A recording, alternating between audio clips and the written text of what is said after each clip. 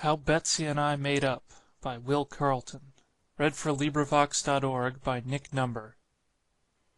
Give us your hand, Mr. Lawyer. How do you do today? You drew up that paper. I suppose you want your pay.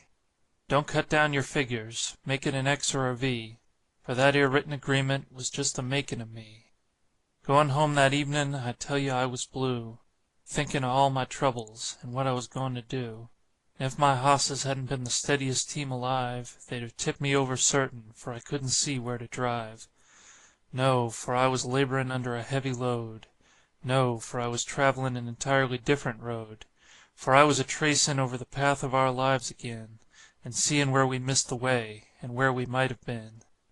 And many a corner we'd turned that just to a quarrel led, when I ought to have held my temper, and driven straight ahead.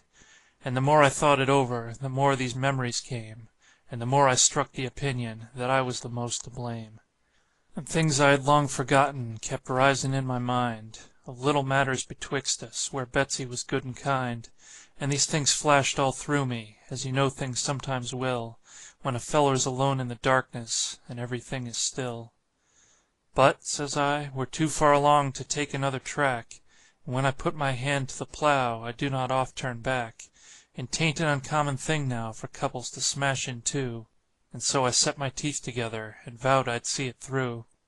When I come in sight of the house, 'twas summat in the night, and just as I turned a hilltop I see the kitchen light, which often a handsome picture to a hungry person makes, but it don't interest a feller much that's goin' to pull up stakes.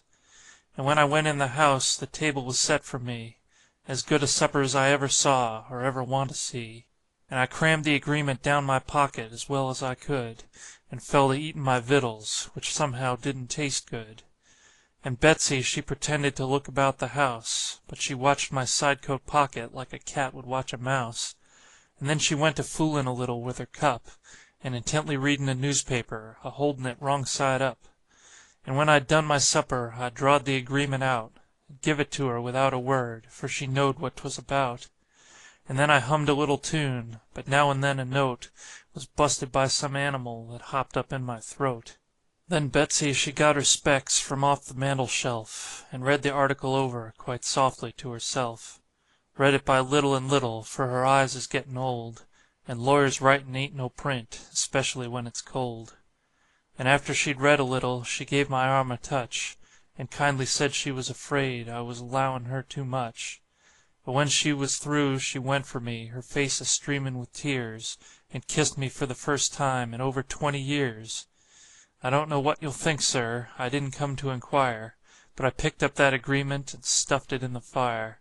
And I told her we'd bury the hatchet alongside of the cow, and we struck an agreement never to have another row. And I told her in the future I wouldn't speak cross or rash, if half the crockery in the house was broken all to smash. And she said, in regards to heaven, we'd try and learn its worth, by startin' a branch establishment, and runnin' it here on earth. And so we sat a-talkin' 3/4 of the night, and opened our hearts to each other until they both grew light. And the days when I was winnin' her, away from so many men, was nothin' to that evenin' I courted her over again. Next mornin' an ancient virgin took pains to call on us, her lamp all trimmed and a-burnin' to kindle another fuss. But when she went to pryin' and openin' of old sores, my Betsey rose politely and showed her out of doors. Since then I don't deny but there's been a word or two, but we've got our eyes wide open, and know just what to do. When one speaks cross the other just meets it with a laugh, and the first one's ready to give up considerable more than half. Maybe you'll think me soft, sir, a-talkin' in this style, but somehow it does me lots of good to tell it once in a while. And I do it for a compliment, 'tis so that you can see that there written agreement of yours was just the makin' of me. So make out your bill, Mr. Lawyer. Don't stop short of an X. Make it more if you want to, for I have got the checks. I'm richer than a national bank, with all its treasures told, for I've got a wife at home now that's worth her weight in gold. End of poem. This recording is in the public domain.